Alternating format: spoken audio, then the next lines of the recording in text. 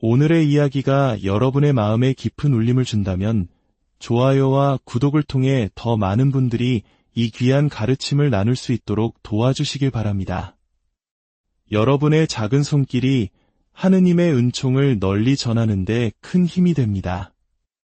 이야기를 듣는 모든 분들께 주님의 평화가 함께하기를 기도합니다. 이야기는 지금으로부터 약 800년 전 이탈리아의 한 부유한 청년으로부터 시작됩니다. 화려한 축제와 사치, 그리고 기사로서의 영광을 꿈꾸던 한 젊은이. 하지만 그의 삶은 한순간의 극적인 사건들로 인해 송두리째 뒤바뀌게 됩니다.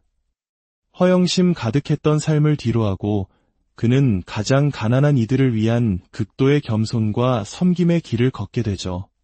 모든 것을 버림으로써 오히려 그 누구보다 위대한 영적 풍요를 발견한 사람. 신비로운 환시와 그리스도의 거룩한 상처인 오상을 몸에 지녔으며 모든 피조물을 향한 깊은 사랑을 실천했던 인물. 바로 아시시의 성 프란치스코의 이야기입니다.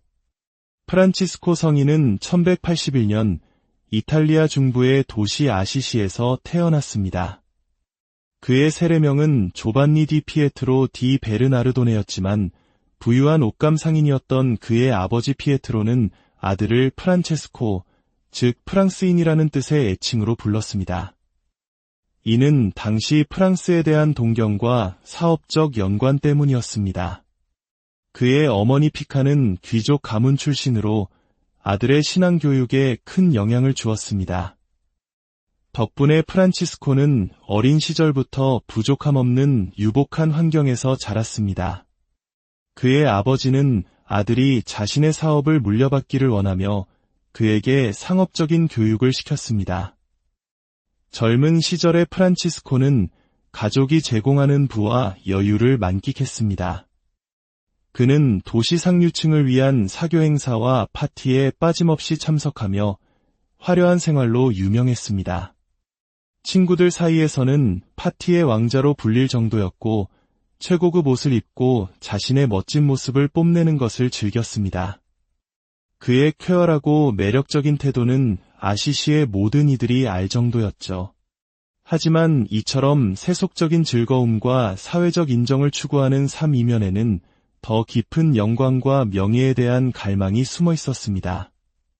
당시의 많은 젊은이들처럼 프란치스코 역시 중세의 용맹과 기사도 정신에 매료되어 기사로서의 모험을 꿈꿨습니다. 그는 전장에 나가 싸우고 명성을 얻기를 간절히 바랐습니다. 그리고 1201년 그 기회가 찾아온 듯했습니다. 아시시가 이웃도시 페루자와 전쟁을 벌이게 된 것입니다. 자신의 용맹을 증명하고 이름을 떨치고 싶었던 프란치스코는 주저없이 아시시 군에 입대했습니다. 그러나 운명은 그에게 쓰디쓴 경험을 안겨주었습니다.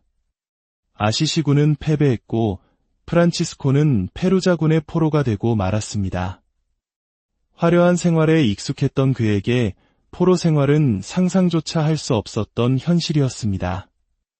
그는 약 1년간 춥고 배고픈 혹독한 환경 속에서 질병에 시달리며 감옥에 갇혀 있었습니다. 이 고통과 결핍의 시간은 그의 세계관에 깊은 영향을 미쳤습니다. 아직 완전한 영적 회심에 이른 것은 아니었지만 포로 생활은 그의 내면에 변화의 씨앗을 심었습니다. 그는 삶의 의미와 세속적 영광을 좇는 것의 허무함에 대해 깊이 성찰하기 시작했습니다. 1년 후 아버지가 막대한 몸값을 지불한 덕에 프란치스코는 풀려나 아시시로 돌아왔습니다. 하지만 전쟁 이전의 삶으로 돌아가기는 어려웠습니다. 그의 마음속에는 이미 무언가 다른 것이 자리 잡고 있었기 때문입니다. 석방된 지 얼마 지나지 않아 그는 심각한 병에 걸려 육체적, 정신적으로 쇠약해졌습니다. 오랫동안 병상에 누워 지내면서 한때 그의 전부였던 기사의 꿈과 화려한 생활은 멈출 수밖에 없었습니다. 이 시기 프란치스코는 자신의 유한함과 죽음의 가능성을 정면으로 마주하며 과거의 삶을 되돌아보았습니다. 늘 활기차고 즐거웠던 그가 병상에 누워 삶의 의미를 고뇌하게 된 것입니다. 이전에는 너무나 명확해 보였던 목표들이 이제는 무의미하게 느껴졌습니다. 병으로 인해 죽음이 바로 눈앞의 현실로 다가오자 그는 지금까지 소홀히 했던 자신의 영혼과 영적인 문제에 대해 깊이 생각하게 되었습니다. 육체적으로 회복된 후에도 프란치스코의 내적 변화는 계속되었습니다. 그는 영적인 답을 찾기 위해 사교 생활에서 멀어져 고독 속에서 명상과 기도에 잠기는 시간이 늘어났습니다. 바로 이 시기에 그의 회심 과정에 결정적인 영향을 미친 한 사건이 일어납니다. 바로 나병 환자와의 만남이었습니다. 당시 사회에서 나병 환자들은 신의 저주를 받은 자로 여겨져 모두가 기피하고 두려워하는 존재였습니다. 사치와 안락 속에서 자란 프란치스코에게 나병 환자의 모습은 혐오 그 자체였습니다. 어느 날 아시시 외곽에서 말을 타고 가던 그는 길가에 있는 한 나병 환자와 마주쳤습니다. 그의 첫 반응은 본능적인 혐오감과 두려움이었습니다. 그는 서둘러 그 자리를 피하려 했습니다. 하지만 그 순간 그의 내면에서 무언가 심오한 힘이 솟아올랐습니다. 도망치는 대신 자신의 본능에 저항하라는 내면의 목소리를 들은 것입니다. 프란치스코는 말에서 내려 나병 환자에게 다가갔습니다. 그리고 이전의 그였다면 결코 상상할 수 없었을 행동을 합니다. 깊은 겸손과 연민의 마음으로 그는 병든 사람의 손에 입을 맞추었습니다. 이 자비로운 행동은 그의 영적 전환에 있어 하나의 이정표가 되었습니다. 한때 고통과 가난을 경멸했던 그는 이제 가장 소외된 이들 안에서 그리스도의 모습을 보게 된 것입니다. 이 만남은 허영으로 가득했던 과거의 삶을 완전히 버리고 겸손과 봉사의 길로 나아가는 시작을 알리는 상징적인 사건이었습니다.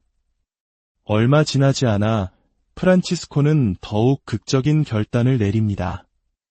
나병 환자와의 경험을 통해 그는 자신의 부유한 생활 방식과 완전히 결별해야 함을 깨달았습니다. 그의 삶에서 가장 가슴 뭉클한 순간 중 하나는 그가 공개적으로 자신의 유산과 모든 물질적 소유를 포기하기로 결정한 때였습니다. 이 사건은 아시시의 주교와 그의 아버지를 포함한 수많은 시민 앞에서 일어났습니다. 프란치스코가 가업에서 손을 떼고 재산을 가난한 이들에게 나눠주기 시작하자 그의 아버지 피에트로는 크게 분노했습니다. 아들의 광기에 지친 아버지는 그를 법정에 세워 가문의 돈을 돌려받고 자선행위를 그만두게 하려 했습니다. 주교 앞에서 프란치스코는 아버지에게 돈을 돌려주는 것을 넘어 상징적인 행동을 감행했습니다. 그는 자신이 입고 있던 옷까지 모두 벗어 아버지에게 건넸습니다. 그리고는 벌거벗은 채로 선언했습니다. 이제부터 저의 아버지는 땅의 아버지가 아니라 하늘에 계신 오직 한 분뿐입니다.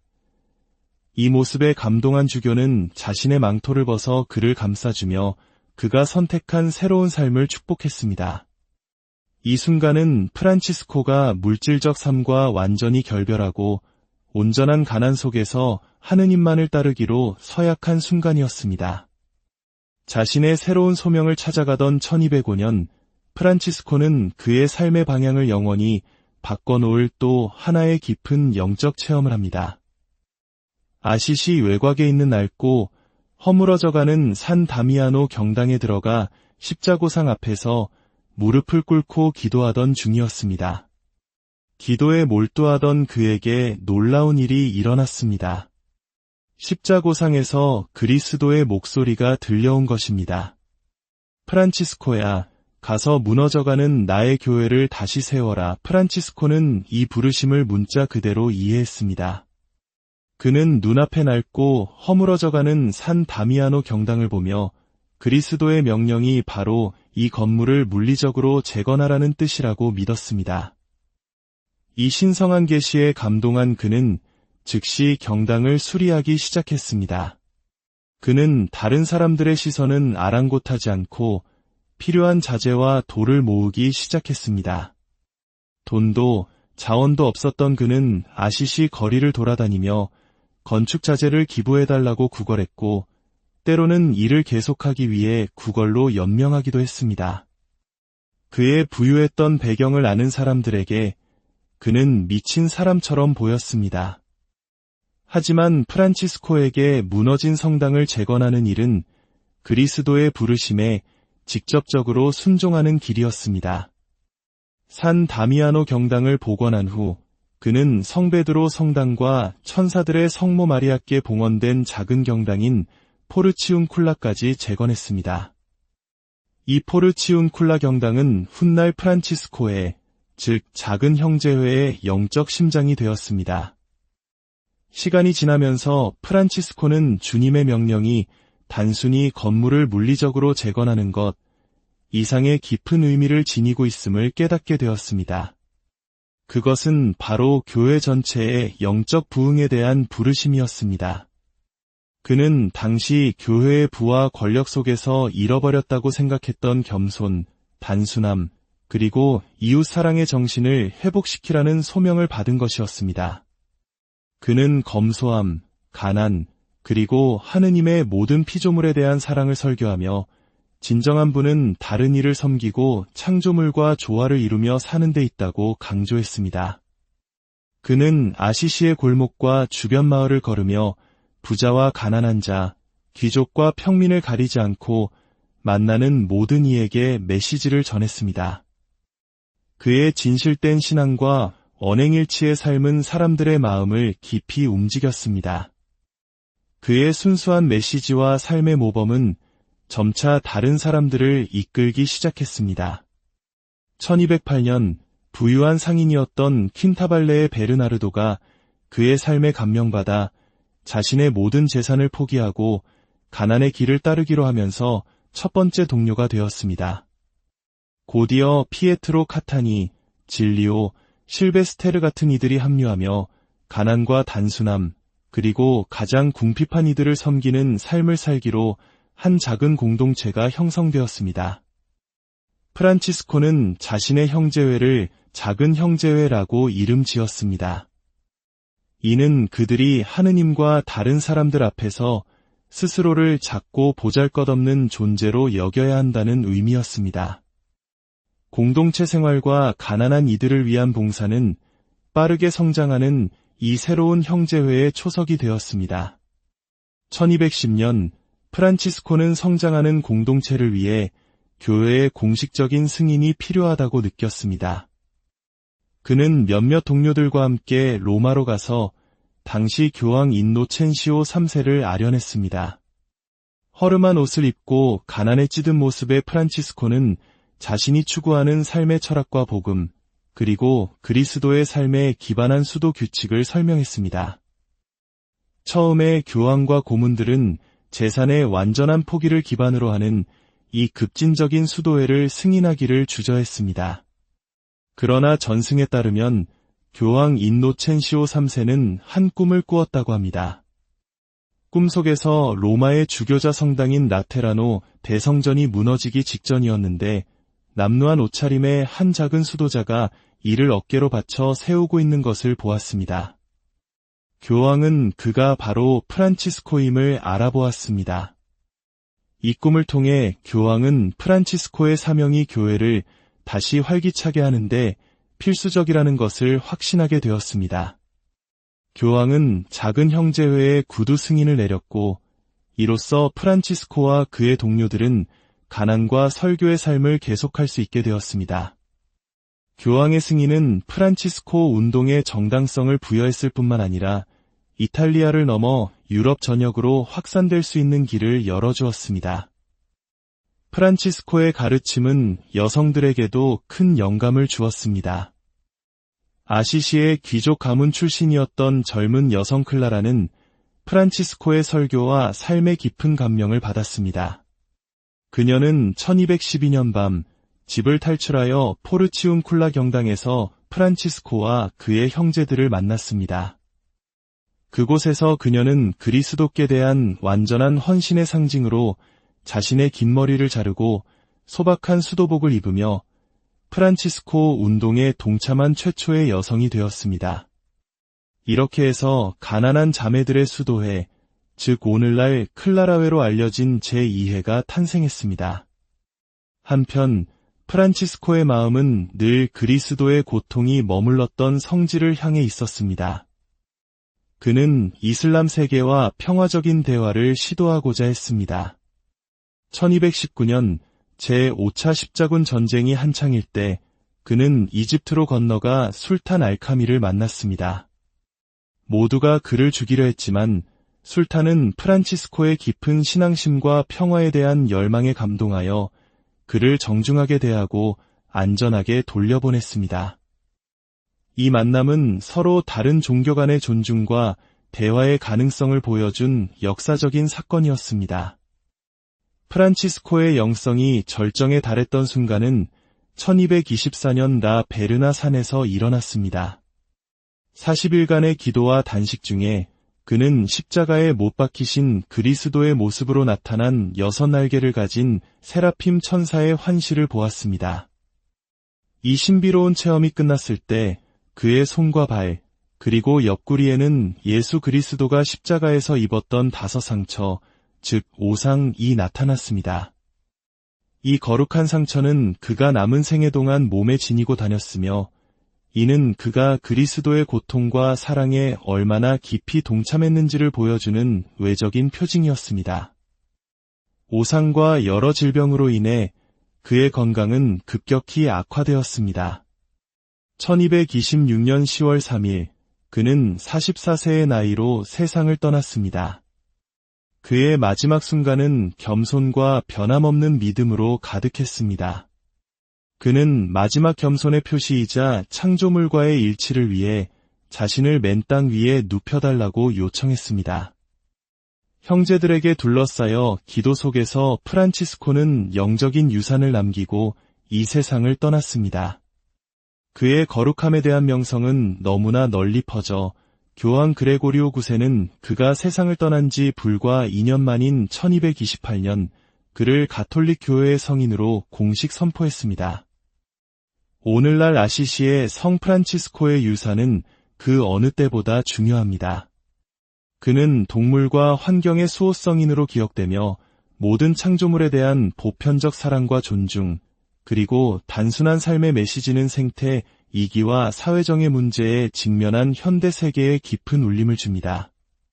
현 프란치스코 교황께서 자신의 이름을 그의 이름에서 따온 것만 보아도 그의 정신이 오늘날 교회와 세상에 얼마나 절실히 필요한지를 알 수 있습니다. 그가 세운 프란치스코에는 전 세계로 퍼져나갔으며 그의 겸손, 평화, 그리고 형제의 이상은 지금도 수백만 명의 사람들에게 영감을 주고 있습니다. 가진 것을 모두 버림으로써 영원한 것을 얻었던 한 성인의 삶은 우리에게 진정한 행복과 부유함이 어디에 있는지를 끊임없이 묻고 있습니다. 가난과 겸손 속에서 성 프란치스코가 발견했던 주님의 평화가 여러분 모두와 오늘의 이야기가 여러분의 마음에 깊은 울림을 준다면 좋아요와 구독을 통해 더 많은 분들이 이 귀한 가르침을 나눌 수 있도록 도와주시길 바랍니다. 여러분의 작은 손길이 하느님의 은총을 널리 전하는 데 큰 힘이 됩니다. 이야기를 듣는 모든 분들께 주님의 평화가 함께하기를 기도합니다. 이야기는 지금으로부터 약 800년 전 이탈리아의 한 부유한 청년으로부터 시작됩니다. 화려한 축제와 사치, 그리고 기사로서의 영광을 꿈꾸던 한 젊은이. 하지만 그의 삶은 한순간의 극적인 사건들로 인해 송두리째 뒤바뀌게 됩니다. 허영심 가득했던 삶을 뒤로하고 그는 가장 가난한 이들을 위한 극도의 겸손과 섬김의 길을 걷게 되죠. 모든 것을 버림으로써 오히려 그 누구보다 위대한 영적 풍요를 발견한 사람. 신비로운 환시와 그리스도의 거룩한 상처인 오상을 몸에 지녔으며 모든 피조물을 향한 깊은 사랑을 실천했던 인물. 바로 아시시의 성 프란치스코의 이야기입니다. 프란치스코 성인은 1181년 이탈리아 중부의 도시 아시시에서 태어났습니다. 그의 세례명은 조반니 디 피에트로 디 베르나르도네였지만 부유한 옷감 상인이었던 그의 아버지 피에트로는 아들을 프란체스코, 즉 프랑스인이라는 뜻의 애칭으로 불렀습니다. 이는 당시 프랑스에 대한 동경과 사업적 연관 때문이었습니다. 그의 어머니 피카는 귀족 가문 출신으로 아들의 신앙 교육에 큰 영향을 주었습니다. 덕분에 프란치스코는 어린 시절부터 부족함 없는 유복한 환경에서 자랐습니다. 그의 아버지는 아들이 자신의 사업을 물려받기를 원하며 그에게 상업적인 교육을 시켰습니다. 젊은 시절의 프란치스코는 가족이 제공하는 부와 여유를 만끽했습니다. 그는 도시 상류층을 위한 사교 행사와 파티에 빠짐없이 참석하며 화려한 생활로 유명했습니다. 친구들 사이에서는 파티의 왕자로 불릴 정도였고 최고급 옷을 입고 자신의 멋진 모습을 뽐내는 것을 즐겼습니다. 그의 쾌활하고 매력적인 태도는 아시시의 모든 이들이 알 정도였죠. 하지만 이처럼 세속적인 즐거움과 사회적 인정을 추구하는 삶 이면에는 더 깊은 영광과 명예에 대한 갈망이 숨어 있었습니다.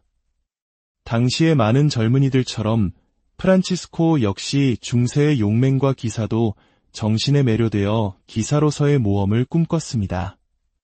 그는 전장에 나가 싸우고 명성을 얻기를 간절히 바랐습니다.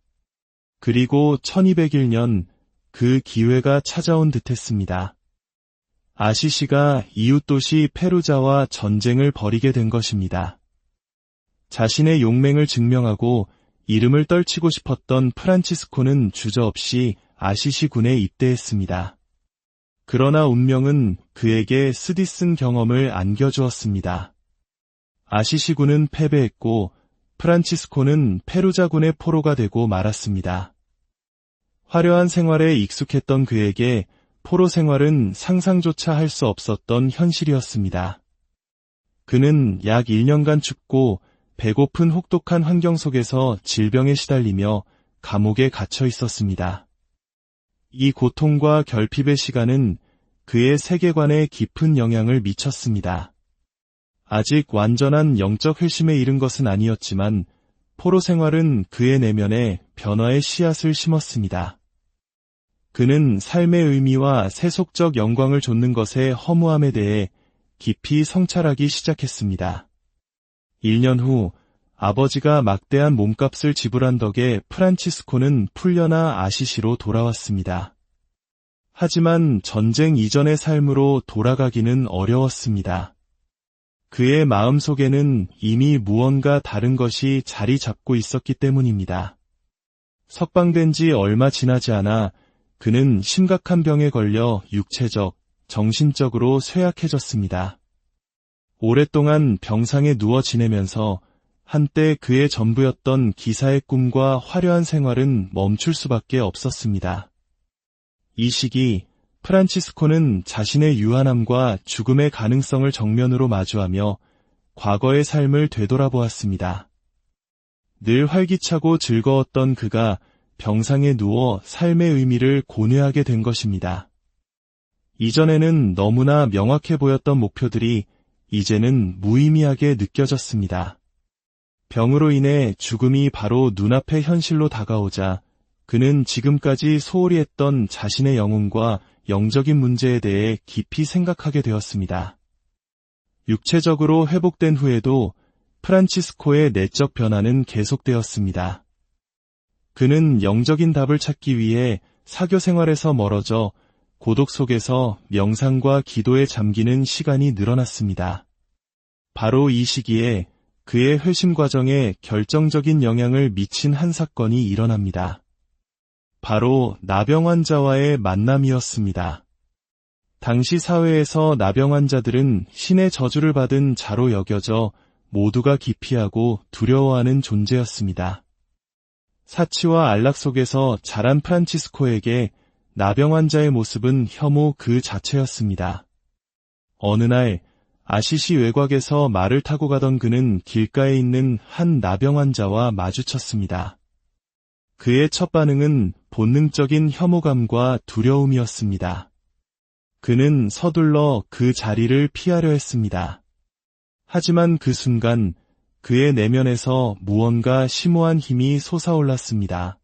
도망치는 대신 자신의 본능에 저항하라는 내면의 목소리를 들은 것입니다. 프란치스코는 말에서 내려 나병 환자에게 다가갔습니다. 그리고 이전의 그였다면 결코 상상할 수 없었을 행동을 합니다. 깊은 겸손과 연민의 마음으로 그는 병든 사람의 손에 입을 맞추었습니다. 이 자비로운 행동은 그의 영적 전환에 있어 하나의 이정표가 되었습니다. 한때 고통과 가난을 경멸했던 그는 이제 가장 소외된 이들 안에서 그리스도의 모습을 보게 된 것입니다. 이 만남은 허영으로 가득했던 과거의 삶을 완전히 버리고 겸손과 봉사의 길로 나아가는 시작을 알리는 상징적인 사건이었습니다. 얼마 지나지 않아 프란치스코는 더욱 극적인 결단을 내립니다. 나병 환자와의 경험을 통해 그는 자신의 부유한 생활 방식과 완전히 결별해야 함을 깨달았습니다. 그의 삶에서 가장 가슴 뭉클한 순간 중 하나는 그가 공개적으로 자신의 유산과 모든 물질적 소유를 포기하기로 결정한 때였습니다.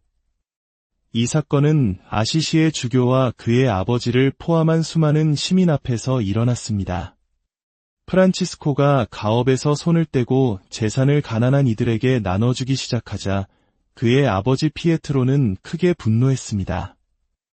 아들의 광기에 지친 아버지는 그를 법정에 세워 가문의 돈을 돌려받고 자선행위를 그만두게 하려 했습니다.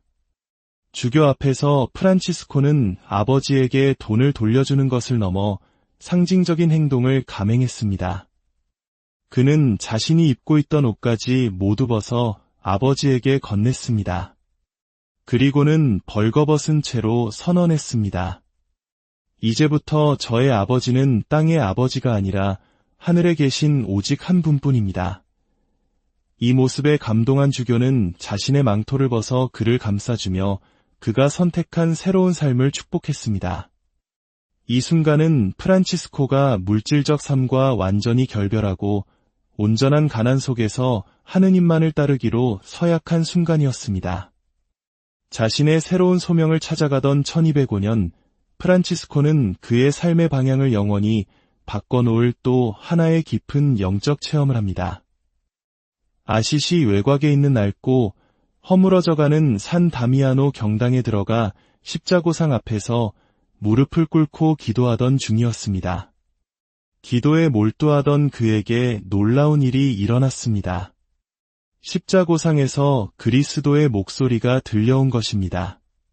프란치스코야, 가서 무너져가는 나의 교회를 다시 세워라. 프란치스코는 이 부르심을 문자 그대로 이해했습니다.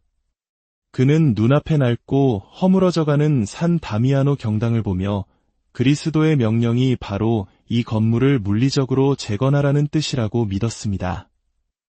이 신성한 계시에 감동한 그는 즉시 경당을 수리하기 시작했습니다. 그는 다른 사람들의 시선은 아랑곳하지 않고 필요한 자재와 돌을 모으기 시작했습니다. 돈도 자원도 없었던 그는 아시시 거리를 돌아다니며 건축 자재를 기부해달라고 구걸했고 때로는 일을 계속하기 위해 구걸로 연명하기도 했습니다. 그의 부유했던 배경을 아는 사람들에게 그는 미친 사람처럼 보였습니다. 하지만 프란치스코에게 무너진 성당을 재건하는 일은 그리스도의 부르심에 직접적으로 순종하는 길이었습니다. 산 다미아노 경당을 복원한 후 그는 성베드로 성당과 천사들의 성모 마리아께 봉헌된 작은 경당인 포르치운쿨라까지 재건했습니다. 이 포르치운쿨라 경당은 훗날 프란치스코의, 즉 작은 형제회의 영적 심장이 되었습니다. 시간이 지나면서 프란치스코는 주님의 명령이 단순히 건물을 물리적으로 재건하는 것 이상의 깊은 의미를 지니고 있음을 깨닫게 되었습니다. 그것은 바로 교회 전체의 영적 부흥에 대한 부르심이었습니다. 그는 당시 교회의 부와 권력 속에서 잃어버렸다고 생각했던 겸손, 단순함, 그리고 이웃사랑의 정신을 회복시키라는 소명을 받은 것이었습니다. 그는 검소함, 가난, 그리고 하느님의 모든 피조물에 대한 사랑을 설교하며 진정한 부는 다른 이를 섬기고 창조물과 조화를 이루며 사는 데 있다고 강조했습니다. 그는 아시시의 골목과 주변 마을을 걸으며 부자와 가난한 자, 귀족과 평민을 가리지 않고 만나는 모든 이에게 메시지를 전했습니다. 그의 진실된 신앙과 언행일치의 삶은 사람들의 마음을 깊이 움직였습니다. 그의 순수한 메시지와 삶의 모범은 점차 다른 사람들을 이끌기 시작했습니다. 1208년 부유한 상인이었던 킨타발레의 베르나르도가 그의 삶에 감명받아 자신의 모든 재산을 포기하고 가난의 길을 따르기로 하면서 첫 번째 동료가 되었습니다. 곧이어 피에트로 카타니, 진리오, 실베스테르 같은 이들이 합류하며 가난과 단순함, 그리고 가장 궁핍한 이들을 섬기는 삶을 살기로 한 작은 공동체가 형성되었습니다. 프란치스코는 자신의 형제회를 작은 형제회라고 이름 지었습니다. 이는 그들이 하느님과 다른 사람들 앞에서 스스로를 작고 보잘것없는 존재로 여겨야 한다는 의미였습니다. 공동체 생활과 가난한 이들을 위한 봉사는 빠르게 성장하는 이 새로운 형제회의 초석이 되었습니다. 1210년 프란치스코는 성장하는 공동체를 위해 교회의 공식적인 승인이 필요하다고 느꼈습니다. 그는 몇몇 동료들과 함께 로마로 가서 당시 교황 인노첸시오 3세를 아련했습니다. 허름한 옷을 입고 가난에 찌든 모습의 프란치스코는 자신이 추구하는 삶의 철학과 복음, 그리고 그리스도의 삶에 기반한 수도 규칙을 설명했습니다.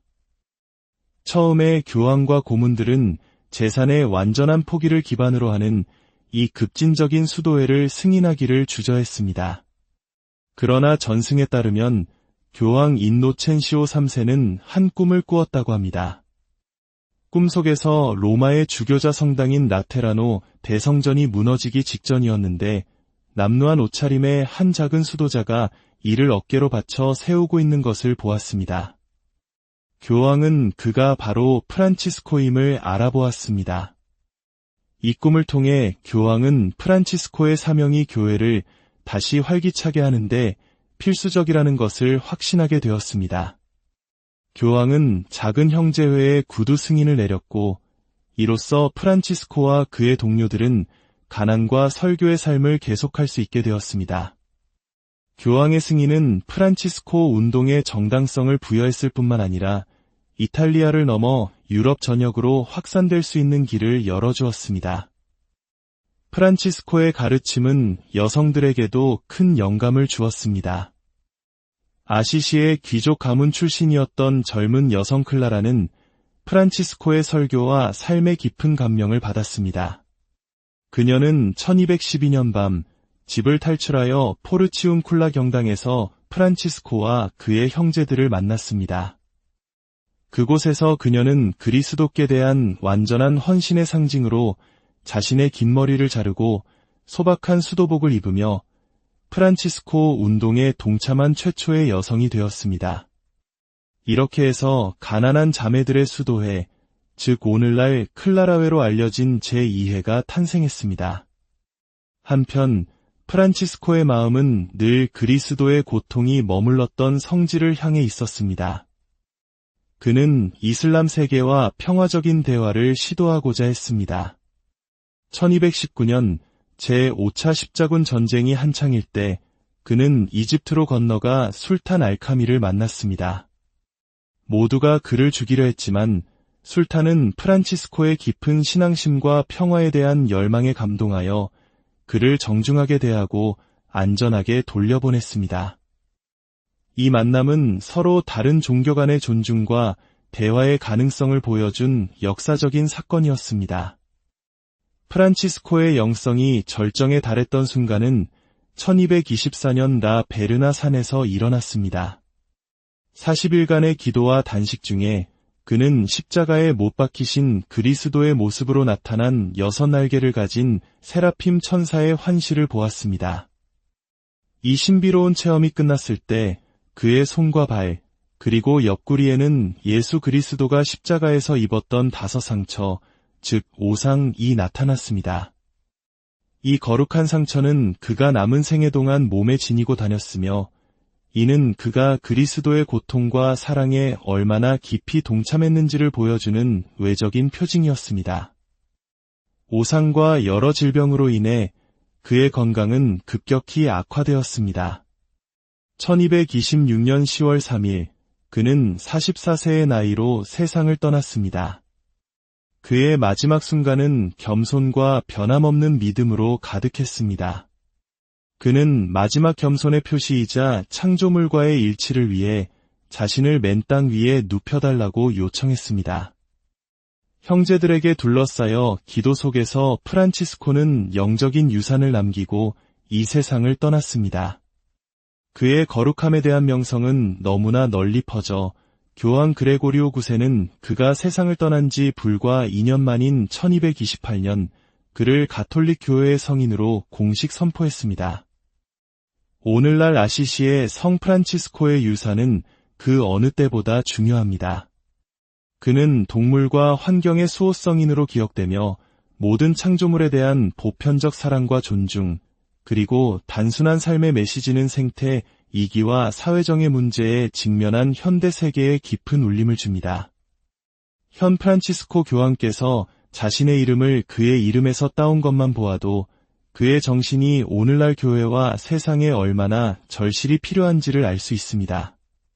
그가 세운 프란치스코에는 전 세계로 퍼져나갔으며 그의 겸손, 평화, 그리고 형제의 이상은 지금도 수백만 명의 사람들에게 영감을 주고 있습니다.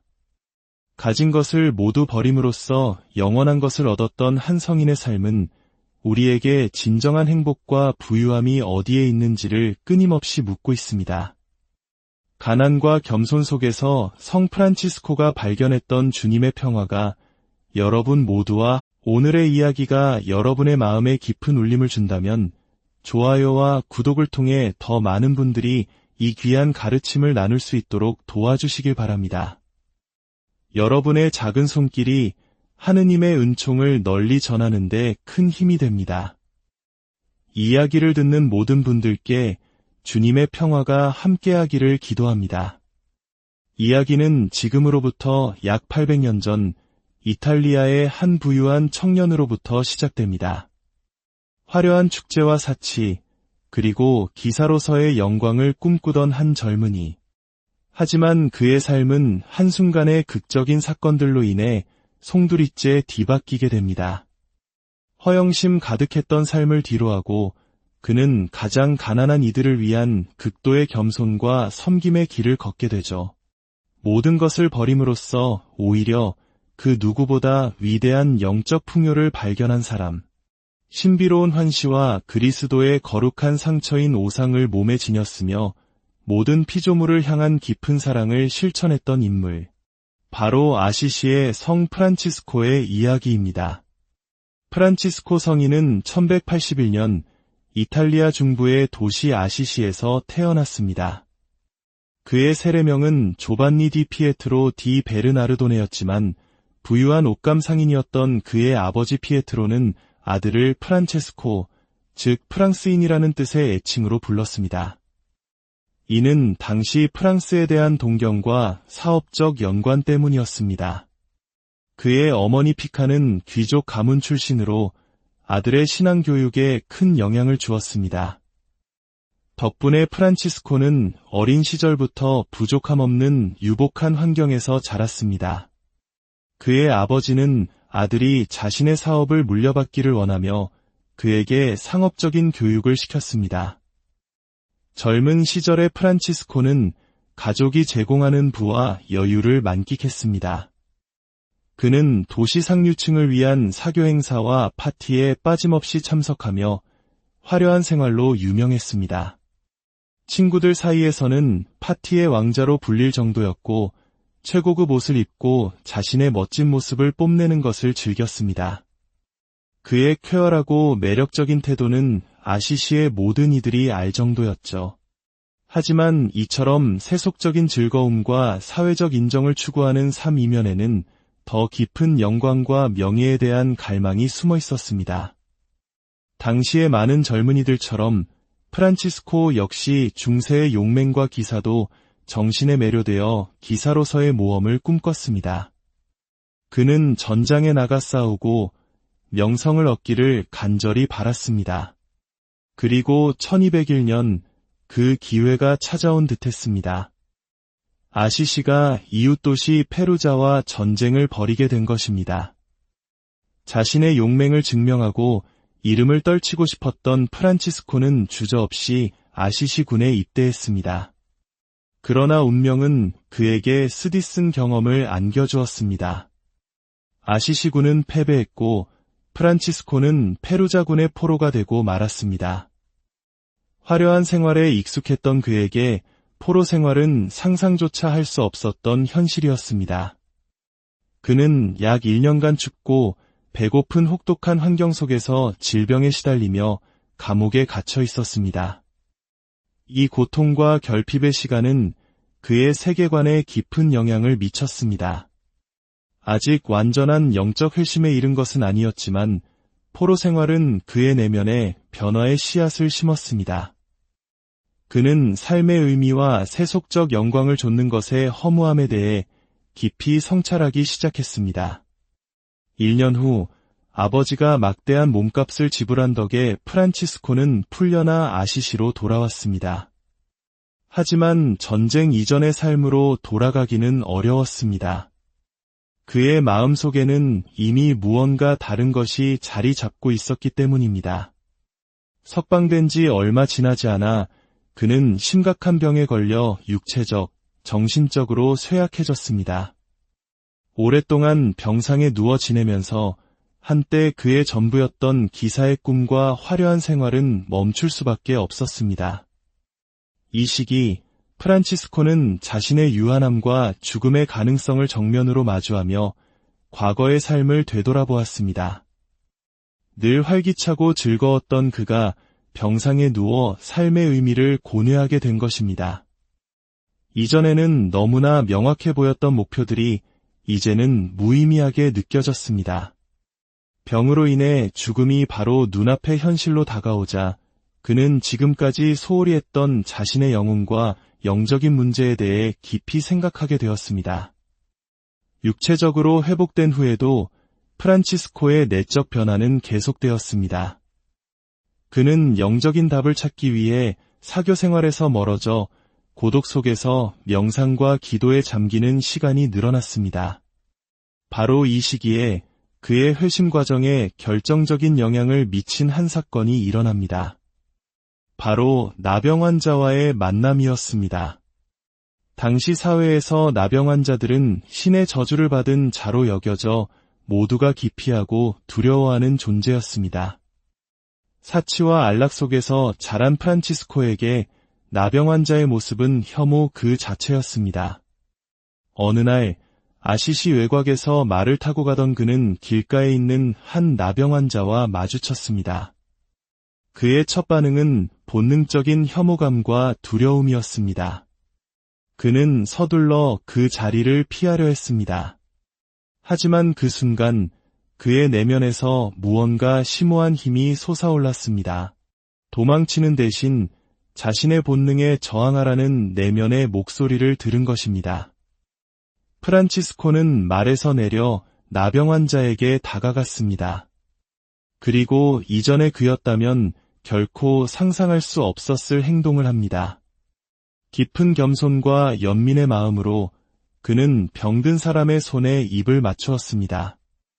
이 자비로운 행동은 그의 영적 전환에 있어 하나의 이정표가 되었습니다. 한때 고통과 가난을 경멸했던 그는 이제 가장 소외된 이들 안에서 그리스도의 모습을 보게 된 것입니다. 이 만남은 허영으로 가득했던 과거의 삶을 완전히 버리고 겸손과 봉사의 길로 나아가는 시작을 알리는 상징적인 사건이었습니다. 얼마 지나지 않아 프란치스코는 더욱 극적인 결단을 내립니다. 나병 환자와의 경험을 통해 그는 자신의 부유한 생활 방식과 완전히 결별해야 함을 깨달았습니다. 그의 삶에서 가장 가슴 뭉클한 순간 중 하나는 그가 공개적으로 자신의 유산과 모든 물질적 소유를 포기하기로 결정한 때였습니다. 이 사건은 아시시의 주교와 그의 아버지를 포함한 수많은 시민 앞에서 일어났습니다. 프란치스코가 가업에서 손을 떼고 재산을 가난한 이들에게 나눠주기 시작하자 그의 아버지 피에트로는 크게 분노했습니다. 아들의 광기에 지친 아버지는 그를 법정에 세워 가문의 돈을 돌려받고 자선행위를 그만두게 하려 했습니다. 주교 앞에서 프란치스코는 아버지에게 돈을 돌려주는 것을 넘어 상징적인 행동을 감행했습니다. 그는 자신이 입고 있던 옷까지 모두 벗어 아버지에게 건넸습니다. 그리고는 벌거벗은 채로 선언했습니다. 이제부터 저의 아버지는 땅의 아버지가 아니라 하늘에 계신 오직 한 분뿐입니다. 이 모습에 감동한 주교는 자신의 망토를 벗어 그를 감싸주며 그가 선택한 새로운 삶을 축복했습니다. 이 순간은 프란치스코가 물질적 삶과 완전히 결별하고 온전한 가난 속에서 하느님만을 따르기로 서약한 순간이었습니다. 자신의 새로운 소명을 찾아가던 1205년, 프란치스코는 그의 삶의 방향을 영원히 바꿔놓을 또 하나의 깊은 영적 체험을 합니다. 아시시 외곽에 있는 낡고 허물어져가는 산 다미아노 경당에 들어가 십자고상 앞에서 무릎을 꿇고 기도하던 중이었습니다. 기도에 몰두하던 그에게 놀라운 일이 일어났습니다. 십자고상에서 그리스도의 목소리가 들려온 것입니다. 프란치스코야, 가서 무너져가는 나의 교회를 다시 세워라. 프란치스코는 이 부르심을 문자 그대로 이해했습니다. 그는 눈앞에 낡고 허물어져가는 산 다미아노 경당을 보며 그리스도의 명령이 바로 이 건물을 물리적으로 재건하라는 뜻이라고 믿었습니다. 이 신성한 계시에 감동한 그는 즉시 경당을 수리하기 시작했습니다. 그는 다른 사람들의 시선은 아랑곳하지 않고 필요한 자재와 돌을 모으기 시작했습니다. 돈도 자원도 없었던 그는 아시시 거리를 돌아다니며 건축 자재를 기부해달라고 구걸했고 때로는 일을 계속하기 위해 구걸로 연명하기도 했습니다. 그의 부유했던 배경을 아는 사람들에게 그는 미친 사람처럼 보였습니다. 하지만 프란치스코에게 무너진 성당을 재건하는 일은 그리스도의 부르심에 직접적으로 순종하는 길이었습니다. 산 다미아노 경당을 복원한 후 그는 성베드로 성당과 천사들의 성모 마리아께 봉헌된 작은 경당인 포르치움쿨라까지 재건했습니다. 이 포르치움쿨라 경당은 훗날 프란치스코의, 즉 작은 형제회의 영적 심장이 되었습니다. 시간이 지나면서 프란치스코는 주님의 명령이 단순히 건물을 물리적으로 재건하는 것 이상의 깊은 의미를 지니고 있음을 깨닫게 되었습니다. 그것은 바로 교회 전체의 영적 부흥에 대한 부르심이었습니다. 그는 당시 교회의 부와 권력 속에서 잃어버렸다고 생각했던 겸손, 단순함, 그리고 이웃사랑의 정신을 회복시키라는 소명을 받은 것이었습니다. 그는 검소함, 가난, 그리고 하느님의 모든 피조물에 대한 사랑을 설교하며 진정한 분은 다른 이를 섬기고 창조물과 조화를 이루며 사는 데 있다고 강조했습니다. 그는 아시시의 골목과 주변 마을을 걸으며 부자와 가난한 자, 귀족과 평민을 가리지 않고 만나는 모든 이에게 메시지를 전했습니다. 그의 진실된 신앙과 언행일치의 삶은 사람들의 마음을 깊이 움직였습니다. 그의 순수한 메시지와 삶의 모범은 점차 다른 사람들을 이끌기 시작했습니다. 1208년 부유한 상인이었던 퀸타발레의 베르나르도가 그의 삶에 감명받아 자신의 모든 재산을 포기하고 가난의 길을 따르기로 하면서 첫 번째 동료가 되었습니다. 곧이어 피에트로 카타니, 진리오, 실베스테르 같은 이들이 합류하며 가난과 단순함, 그리고 가장 궁핍한 이들을 섬기는 삶을 살기로 한 작은 공동체가 형성되었습니다. 프란치스코는 자신의 형제회를 작은 형제회라고 이름 지었습니다. 이는 그들이 하느님과 다른 사람들 앞에서 스스로를 작고 보잘것없는 존재로 여겨야 한다는 의미였습니다. 공동체 생활과 가난한 이들을 위한 봉사는 빠르게 성장하는 이 새로운 형제회의 초석이 되었습니다. 1210년 프란치스코는 성장하는 공동체를 위해 교회의 공식적인 승인이 필요하다고 느꼈습니다. 그는 몇몇 동료들과 함께 로마로 가서 당시 교황 인노첸시오 3세를 아련했습니다. 허름한 옷을 입고 가난에 찌든 모습의 프란치스코는 자신이 추구하는 삶의 철학과 복음, 그리고 그리스도의 삶에 기반한 수도 규칙을 설명했습니다. 처음에 교황과 고문들은 재산의 완전한 포기를 기반으로 하는 이 급진적인 수도회를 승인하기를 주저했습니다. 그러나 전승에 따르면 교황 인노첸시오 3세는 한 꿈을 꾸었다고 합니다. 꿈속에서 로마의 주교자 성당인 라테라노 대성전이 무너지기 직전이었는데 남루한 옷차림의 한 작은 수도자가 이를 어깨로 받쳐 세우고 있는 것을 보았습니다. 교황은 그가 바로 프란치스코임을 알아보았습니다. 이 꿈을 통해 교황은 프란치스코의 사명이 교회를 다시 활기차게 하는데 필수적이라는 것을 확신하게 되었습니다. 교황은 작은 형제회에 구두 승인을 내렸고 이로써 프란치스코와 그의 동료들은 가난과 설교의 삶을 계속할 수 있게 되었습니다.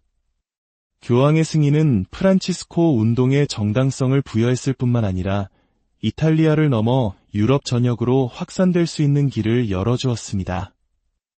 프란치스코의 가르침은 여성들에게도 큰 영감을 주었습니다. 아시시의 귀족 가문 출신이었던 젊은 여성 클라라는 프란치스코의 설교와 삶의 깊은 감명을 받았습니다.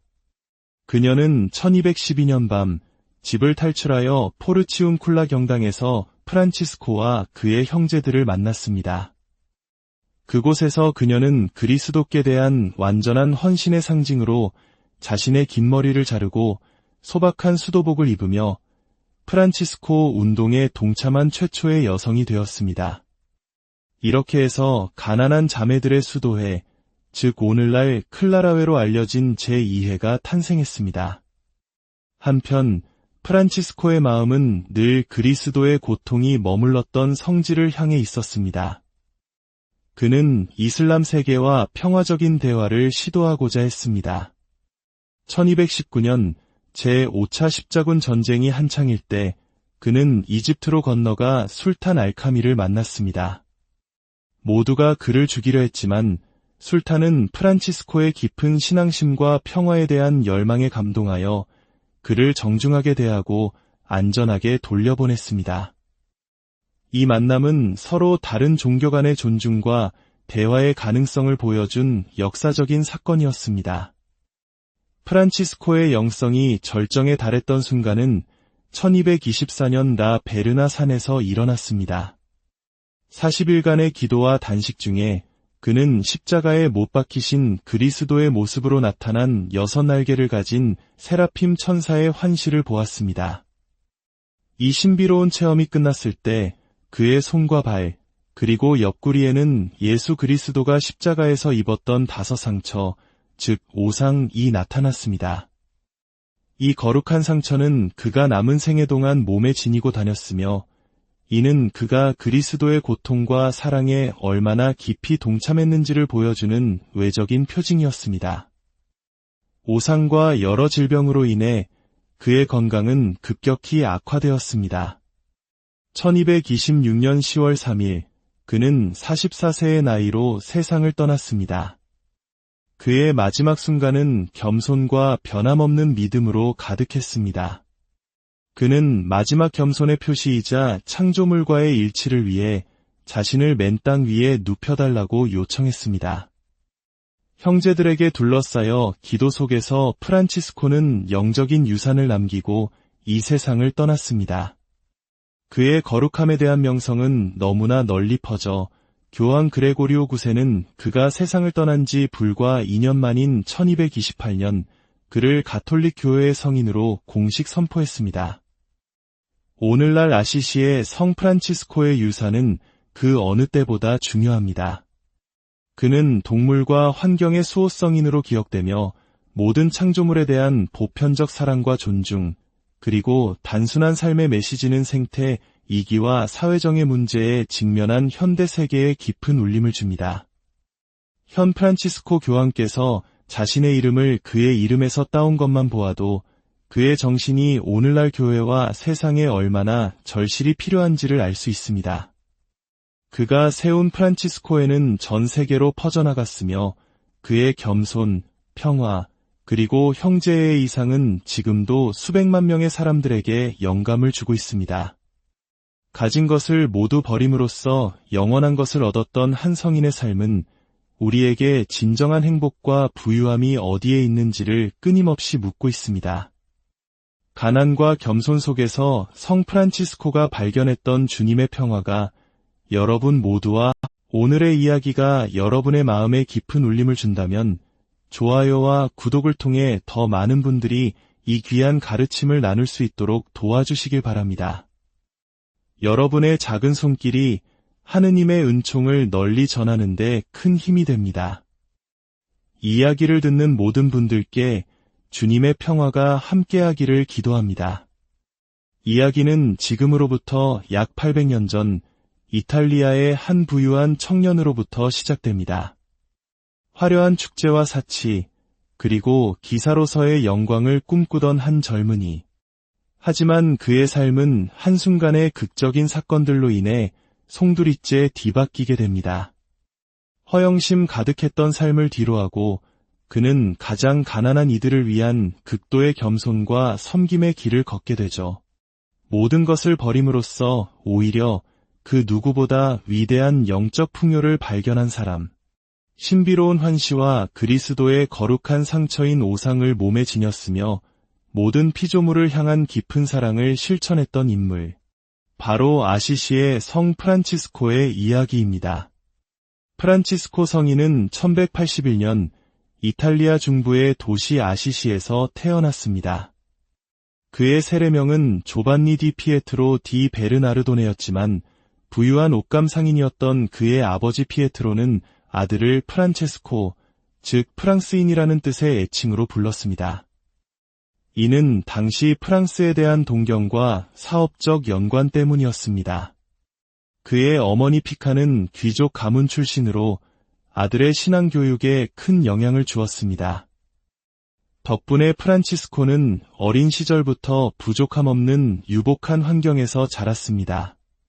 그의 아버지는 아들이 자신의 사업을 물려받기를 원하며 그에게 상업적인 교육을 시켰습니다. 젊은 시절의 프란치스코는 가족이 제공하는 부와 여유를 만끽했습니다. 그는 도시 상류층을 위한 사교 행사와 파티에 빠짐없이 참석하며 화려한 생활로 유명했습니다. 친구들 사이에서는 파티의 왕자로 불릴 정도였고 최고급 옷을 입고 자신의 멋진 모습을 뽐내는 것을 즐겼습니다. 그의 쾌활하고 매력적인 태도는 아시시의 모든 이들이 알 정도였죠. 하지만 이처럼 세속적인 즐거움과 사회적 인정을 추구하는 삶 이면에는 더 깊은 영광과 명예에 대한 갈망이 숨어 있었습니다. 당시의 많은 젊은이들처럼 프란치스코 역시 중세의 용맹과 기사도 정신에 매료되어 기사로서의 모험을 꿈꿨습니다. 그는 전장에 나가 싸우고 명성을 얻기를 간절히 바랐습니다. 그리고 1201년 그 기회가 찾아온 듯했습니다. 아시시가 이웃도시 페루자와 전쟁을 벌이게 된 것입니다. 자신의 용맹을 증명하고 이름을 떨치고 싶었던 프란치스코는 주저없이 아시시 군에 입대했습니다. 그러나 운명은 그에게 쓰디쓴 경험을 안겨주었습니다. 아시시 군은 패배했고 프란치스코는 페루자군의 포로가 되고 말았습니다. 화려한 생활에 익숙했던 그에게 포로 생활은 상상조차 할 수 없었던 현실이었습니다. 그는 약 1년간 춥고 배고픈 혹독한 환경 속에서 질병에 시달리며 감옥에 갇혀 있었습니다. 이 고통과 결핍의 시간은 그의 세계관에 깊은 영향을 미쳤습니다.